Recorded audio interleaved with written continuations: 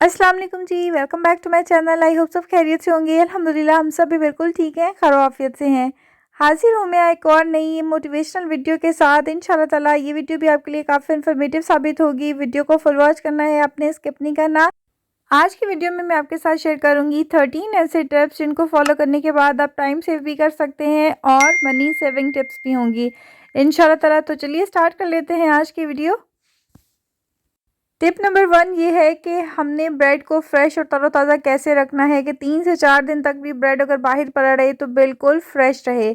हमारे घरों में ब्रेड आती है लेकिन हम लोग उसी दिन या दूसरे दिन फ्रिज में रख देते हैं। फ्रिज में रखने की वजह से काफ़ी हार्ड हो जाती है और टूटना शुरू कर देती है। यहाँ पे जी मैंने 4 से 5 अदद फ्रेश धनिया की डंडियाँ ले ली हैं। इसको सबसे ऊपर वाले स्लाइस पे आपने रख देना है और इसको घेरा लगा के आप अच्छी तरह से बंद करके इसको किचन में ही रख दें। किचन में रखते हैं या आप टीवी लॉन्च में जहाँ पे आपका रूम टेम्परेचर अच्छा हो आप वहाँ पे रख दीजिए।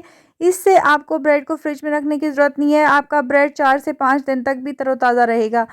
टिप नंबर 2 है जी कि हमारे घर में इस तरह से डिस्पोजेबल कंटेनर्स आते हैं। बाहर से कोई चीज़ें आती है जिसमें रसमलाई या फ्रूट सैलेड वगैरह जो भी आप लेकर आते हैं तो उसके बाद आप इसको वेस्ट कर देते हैं। वेस्ट मत किया करें ऐसी चीज़ें, क्योंकि इन चीज़ों को हम दोबारा से भी इस्तेमाल कर सकते हैं किसी और तरीके से। हर चीज़ का कोई ना कोई फ़ायदा होता है। तो यहाँ पे जी अब इसमें हमने फ़ॉक गर्म करके होल्स कर लेने हैं। तकरीबन 15 से 20 आपने होल्स कर लेने हैं। इसका इस्तेमाल हमने कैसे करना है ये मैं आपको थोड़ा-सा आगे जाके बताती हूँ। ये देख सकते हैं आप, इस तरह से होल्स हो गए हैं। अब इस तरह से बर्तन हमारे पड़े हुए होते हैं तो उनमें कई चीज़ें ऐसी होती हैं कि जो अंदर जाती हैं सिंक में तो पाइप में फँस जाती हैं। समटाइम्स हमें प्लम्बर की भी ज़रूरत पड़ जाती है सफाई के लिए। तो आपको अब प्लम्बर की ज़रूरत नहीं पड़ेगी। आपने इस तरह से इनको स्टेन कर लेना है ताकि कचरा वगैरह सब ऊपर रह जाए, खाना-वाना सब ऊपर रह जाए और सिर्फ़ पानी ही अंदर जाए। तो है ना ये ज़बरदस्त टिप। नेक्स्ट है जी, हमारे घर में जब सब्जियां या फ्रूट्स वगैरह आते हैं तो हम क्या करते हैं, वैसे ही थैलियों समेत हम फ्रिज में रख देते हैं। जो भी छोटी सी चीज़ भी आती है तो वैसे ही रख देते हैं। तो कोशिश किया करें फ्रिज में कम से कम थैलियां रखें। इसी तरह से आप इनको ऑर्गेनाइज करके रखा करें। ये बॉक्स है, बॉक्स आपको 300-400 में मिल जाता है। वेजिटेबल बॉक्स में अगर आपकी चीज़ें पहले से पड़ी हुई हैं, वो भरा हुआ है, तो आप इस तरह से घर में से कोई सा भी बॉक्स निकाल के उसके अंदर इस तरह चीज़ें रख के फ्रिज में रख सकते हैं।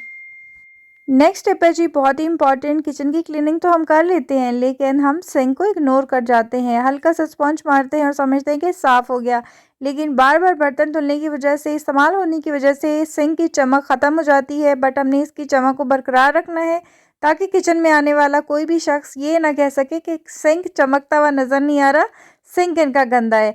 आपने क्या करना है जी, कोलगेट पेस्ट को आपने स्पंज के ऊपर लगा के अच्छी तरह से इसकी क्लीनिंग करनी है।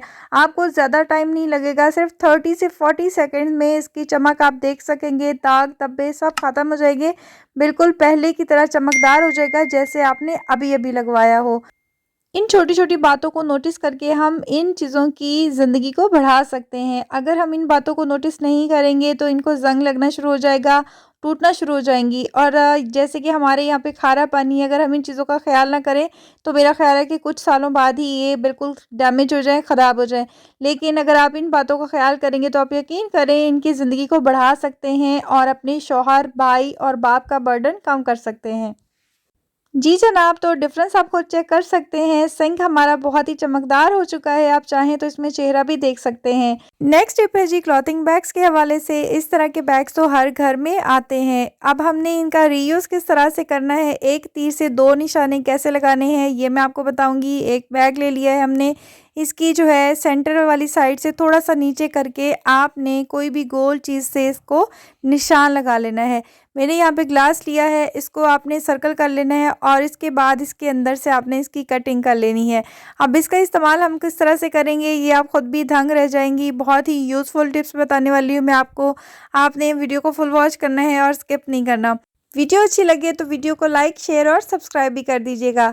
तो यहाँ पे जी एक बैग तो हमारा हो चुका है तैयार। एक ट्रिप के लिए तो एक चीज़ तैयार हो चुकी है। नेक्स्ट हमने बैग दूसरा ले लेना है। इसको हमने अच्छी तरह से अंदर से इसकी सलवटें वगैरह निकाल लेनी है और इसके बाद इसको अपने ऊपर से इसकी कटिंग कर देनी है।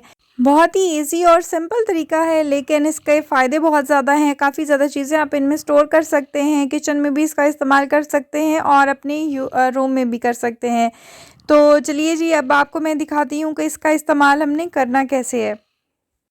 यहाँ पे जी मैंने अपनी कबर्ड की अंदर वाली साइड पे ये चिपका दिया है बैग। इसको आप टेप के साथ आसानी से चिपका सकते हैं, बहुत ही ईज़िली ये चिपक जाता है। अब इसका इस्तेमाल किस तरह से हमने करना है, हमारे घर में जो छोटी-छोटी चीज़ें होती हैं जैसे कि ज़ावियर के सनग्लासेस होते हैं, सम टाइम मुझे मिलते नहीं हैं जब ज़रूरत होती है, तो इस तरह से आप इसके अंदर रख दें छोटी-छोटी चीज़ें। मेरी जो वॉच है जब मैं कहीं जाने लगती हूँ तो दूर पड़ी होती है, निकालने के चक्कर में मैं भूल जाती हूँ। इस तरह से छोटी-छोटी चीज़ें आप इसके अंदर डाल के, फेस मास्क हो गया, कोई कैचर हो गए, इस तरह की चीज़ें आप डाल के रख सकते हैं। तो नेक्स्ट है जी वही कबर्ड है, बट दूसरे डोर के अंदर भी मैंने किस तरह से चिपका दिया है। अब इसके अंदर जो इम्पोर्टेंट हमारे डॉक्यूमेंट्स होते हैं जैसे कि बच्चे की जो है प्रिस्क्रिप्शंस होती हैं डॉक्टर्स की, वो डाल दें आप। इनके स्कूल से आने वाले जो नोटिसेस वगैरह होते हैं या कोई ऐसे डॉक्यूमेंट्स होते हैं तो वो आप इसके अंदर डाल सकते हैं ताकि आपके सामने रहें, इधर-उधर ना जाएँ और घूमने का भी ख़तरा नहीं होता। तो है ना ये यूज़फुल टिप?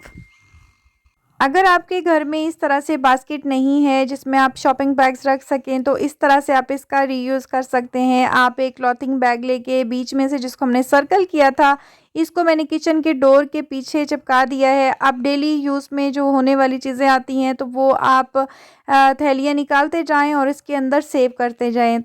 नेक्स्ट है जी हमारे किचन में इस तरह के जो रोटी वाले रुमाल जिसको हम लोग पोने भी कहते हैं, कोई किधर पड़ा हुआ होता है, तो आपने इनको एक ही जगह पे रखना है ताकि जब हमें ज़रूरत पड़े तो आसानी से मिल जाएं। नए पुराने सब रुमाल आप इस तरह से इस बैग में रख सकते हैं ताकि ये मिट्टी से, डस्ट से भी बचे रहें और जब ज़रूरत पड़े तो एक ही जगह से मिल जाएं। आप इनको किसी ड्रॉर में भी रख सकते हैं या किसी ड्रॉर के अंदर वाले कैबिनेट के दरवाजे के आप बिल्कुल वैसे ही चिपका दें जैसे हमने थैलियों वाली को चिपकाया है।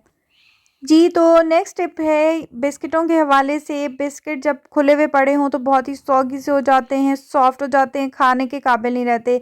लेकिन आपने इनको वेस्ट नहीं करना है। हल्का सा माइक्रोवेव करने के बाद आपने एक अदद जार ले लेना है। जार जो है एयर टाइट होना चाहिए। इसमें आपने चावलों के दाने ऐड करने हैं, आधी मुट्ठी के करीब आप चावलों के दाने ऐड कर दें और फिर इसके अंदर आप बिस्किट रख दें। बिस्किट है या निम्को है, आप दोनों चीज़ें रख सकते हैं। चावलों के दाने का ये फ़ायदा होता है कि ये नमी को अब्ज़ॉर्ब कर लेते हैं और आपके बिस्किट और जो खाने-पीने वाली चीज़ें हैं वो बिल्कुल वैसे ही खस्ता रहती हैं जैसे आपने अभी-अभी पैकेट खोल के निकाली हों। आई होप ये वाली टिप भी आपको बहुत ही पसंद आई होगी। टिप नंबर 11 ये है कि हमारे कैबिनेट के अंदर इस तरह से छोटी-छोटी सी बॉटल्स पड़ी हुई होती हैं जैसे कि फूड कलर्स हो गए या कोई रूह केवड़ा हो गया, एसेंस वगैरह हो गए, तो इनको अलग-अलग रखने की बजाय आप इस तरह से एक छोटा-सा बॉक्स ले लें जो कि इसमें छोटी-छोटी चीज़ें आती हैं, बच्चों की खाने-पीने वाली चीज़ें आती हैं, तो इनको आप वेस्ट ना किया करें। इसके अंदर आप छोटी-छोटी अपनी चीज़ें इस तरह से सँभाल के ऑर्गेनाइज़ करके रख सकते हैं। आप देख सकते हैं चारों चीज़ें मैंने इसके अंदर रख दी हैं। अब इसको मैं कैबिनेट के अंदर रख दूँगी तो कैबिनेट भी हमारा ऑर्गेनाइज़ नज़र आएगा, अच्छा लगेगा और सारी चीज़ें हमें एक ही जगह से मिल जाएँगी। जब हम धनिया लेकर आते हैं तो वैसे ही थैली में फ्रिज में रख देते हैं जिसकी वजह से ये बहुत जल्दी ख़राब हो जाता है। 2 से 3 दिन भी नहीं निकालता और ख़राब होना शुरू हो जाता है। आपने धनिया को अच्छी तरह से काट लेना है, इसके अंदर से सारी जो एक्स्ट्रा चीज़ें वो निकाल देनी है और उसके बाद आप कोई भी टोकरी ले लें जो हमारे घरों में होती हैं या कोई डिस्पोजेबल बॉक्स ले लें।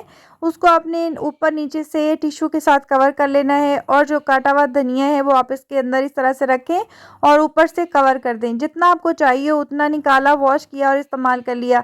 इस तरह से धनिया में पानी नहीं जाता, नमी नहीं जाती और जल्दी ख़राब नहीं होता।